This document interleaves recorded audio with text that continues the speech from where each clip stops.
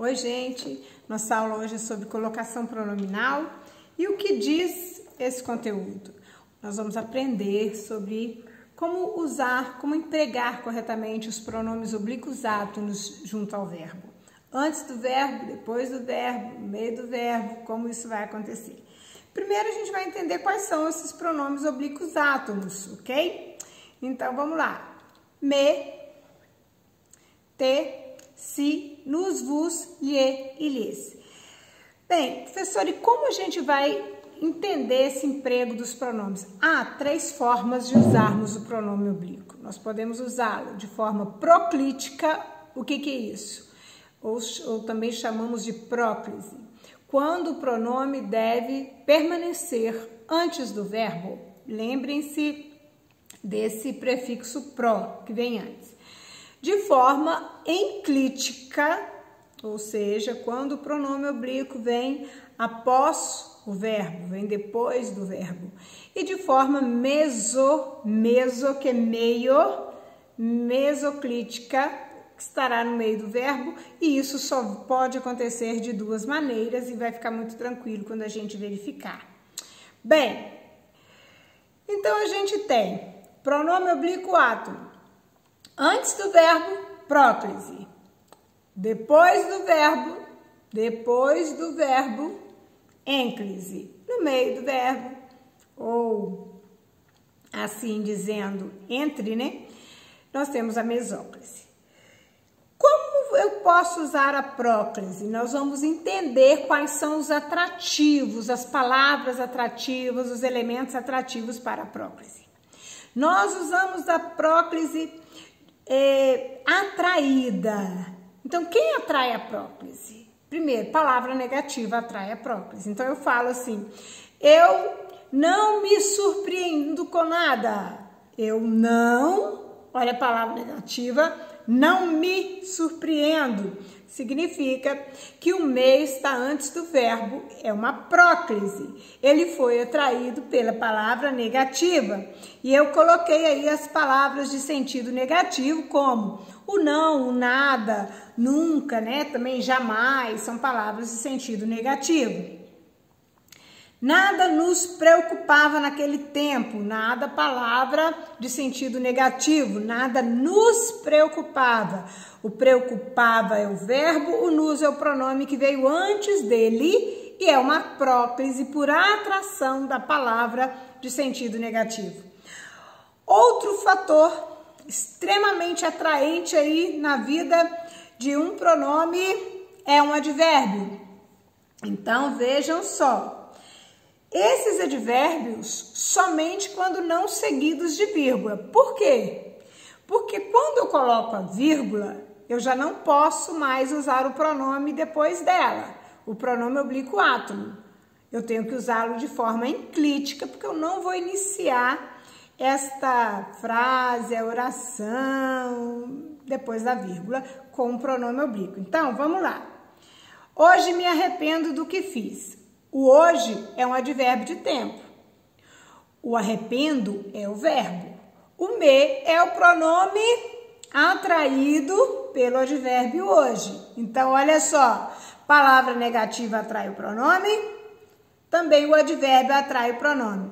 Conjunções subordinativas. O que, quando, se, como e etc., vão atrair aí o pronome oblíquo. Então, eu falo assim, embora me sinta culpada. Embora me sinta, olha, o me foi atraído pela conjunção subordinativa, concessiva, embora. Então, embora me sinta culpada, eu tenho uma próclise por atração da conjunção subordinativa.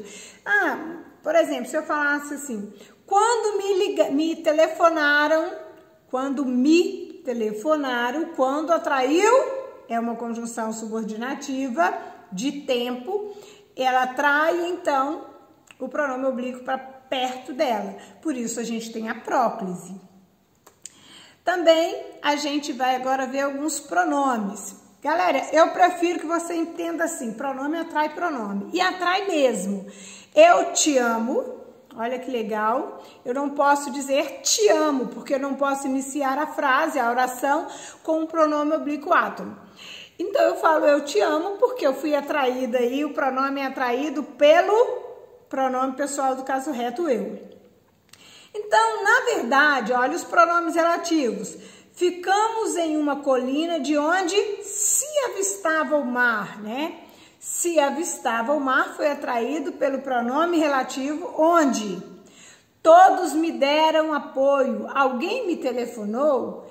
Galera, pronome atrai pronome. Então, você usa a próclise. Gente, nós vamos empregar a próclise quando tivermos o pronome antes do verbo. Significa que se houver um pronome antes do verbo, o pronome oblíquo também ficará antes do verbo, atraído por aquele outro pronome. Alguém me telefonou. Aquilo lhe faz muito bem. Aquilo é pronome demonstrativo. Isto me pertence. Isto é pronome demonstrativo. É muito legal isso, tá? E a próclise é também usada em frases interrogativas e optativas. Ou seja, que frases são essas, professora? Frases que exprimem um desejo, uma vontade. Então, por exemplo, quem lhe entregou a carta? É uma frase interrogativa. Mas olha só, Deus nos proteja. Deus nos proteja é uma frase optativa que exprime um desejo, né? Uma vontade de que sejamos protegidos por Deus. Quanta mentira se disse a respeito dela? Olha a frase exclamativa. Então, pronome oblíquo antes do verbo, próclise, pronome proclítico, quando nós tivermos uma frase interrogativa, uma frase exclamativa ou optativa, tá? Também se usa próclise em frases com a preposição em. Porque a preposição em atrai o pronome, no caso do gerúndio, olha só. Em se tratando de educação, a gente não fala em tratando-se. A expressão em se tratando, eu tenho gerúndio precedido da preposição em que ocorre o uso da próclise. Outro caso são as frases com preposições mais o infinitivo flexionado, isto é, conjugado. Olha o exemplo. A situação levou-os a se posicionarem. Então, devido ao emprego dessa preposição, olha aí a preposição, juntamente desse infinitivo flexionado, preposicionarem, nós temos a próclise. Então, a situação levou-os a se posicionarem e não a posicionarem-se, ok, gente? Olha o correto aí dessa próclise. Então, professora, nós vamos agora ver a mesóclise. Só existem duas maneiras aí, obrigatórias aí para mesóclise. Verbos no futuro do presente e verbos no futuro do pretérito. Ou seja, o que é o futuro do presente?